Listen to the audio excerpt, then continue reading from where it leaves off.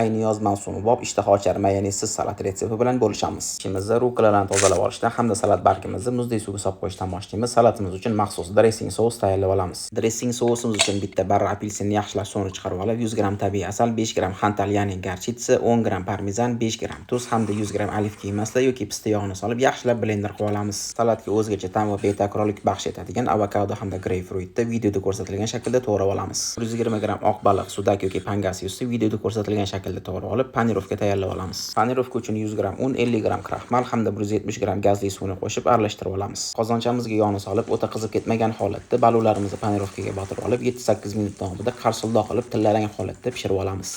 Xuddi shu oson va arzon usuldagi klarri xrustyashi baqlajon uchun ham foydalansanglar bo'ladi. Suvda turgan rukola hamda salat bargimizni yaxshilab suvdan quritib olib, 4-5 qoshiq dressing sousimizdan qo'shib salatimizni yig'ishni boshlaymiz.